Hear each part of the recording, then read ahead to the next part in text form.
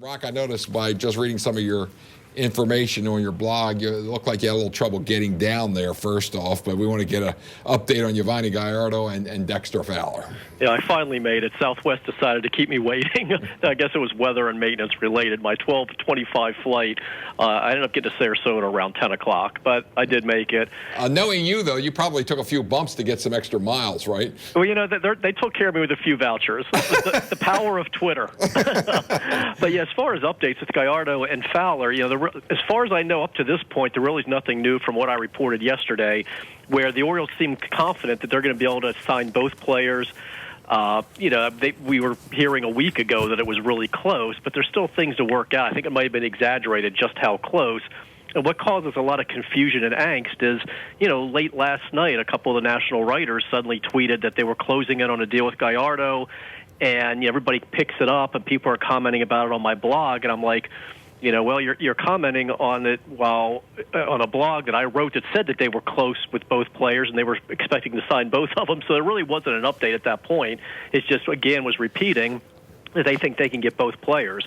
I think the only maybe newer development, as I was told yesterday by one source, that they would be willing to give up the first pick, the 14th overall, for Fowler. There was a thought that maybe they wouldn't try to sign Fowler if they couldn't get Gallardo. That had to be kind of a package deal, and that's not the case at all. There are people in the organization that think that Fowler is even more valuable because he is an everyday player, can play right field, bat leadoff for you, speed, on-base guy, stealing bases, everything that they need. But bottom line is they still are very confident they're going to be able to get both of these guys signed, so we're kind of preparing for another, you know, Ed Smith Stadium press conference or two. Roch, Mr. Kim met the media today. What was your impression of him? He was a little nervous, and I give him credit because we asked him about it, and he said he was a lot nervous, and more so just, you know, making this transition. I think he's going to be fine. He has a really good sense of humor.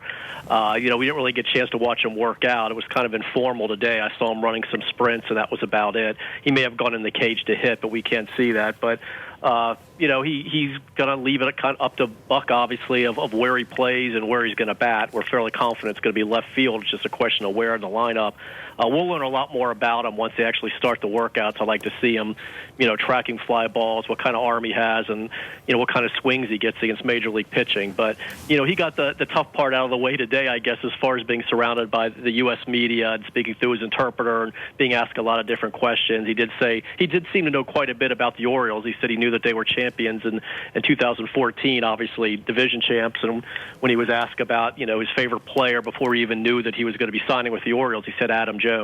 That's a pretty good guy to favor. So he seemed to get through it fine, and Buck, you know, was really impressed by him. He's confident that he'll get acclimated just fine in that clubhouse. It's a very welcoming clubhouse.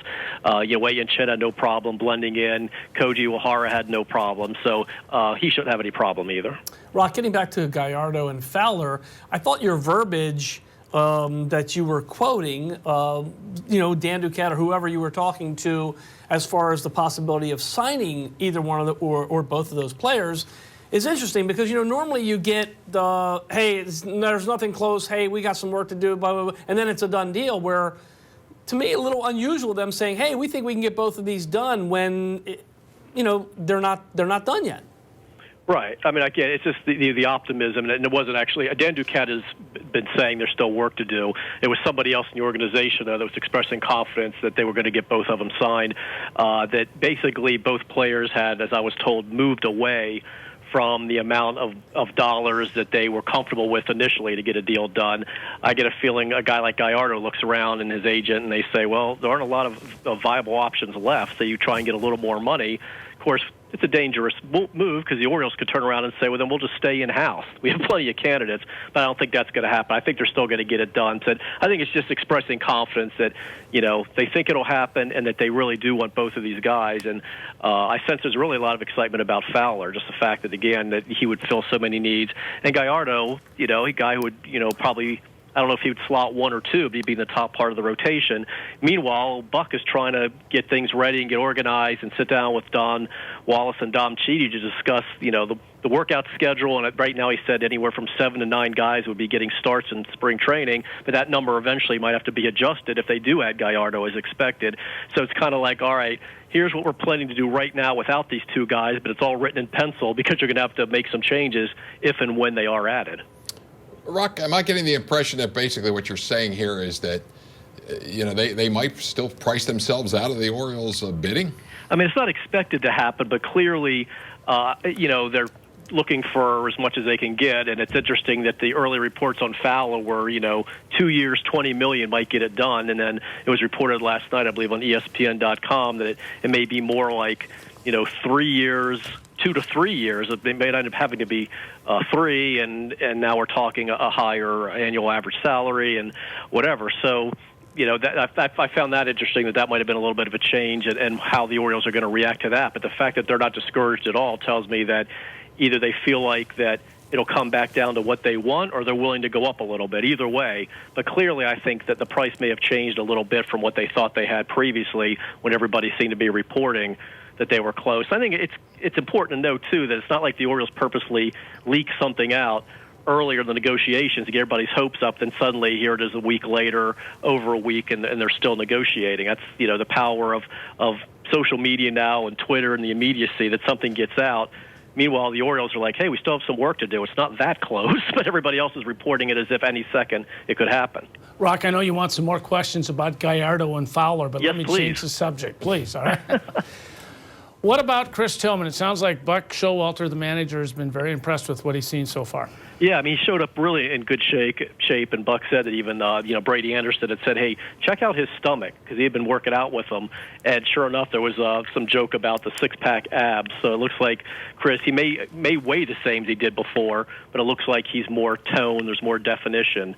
So he's showed up in great shape. Now, he hasn't yet said, I'm in the best shape of my life. We're not sure who's going to say that first, but somebody's going to say it. It happens every spring training, so maybe the smart money's on him.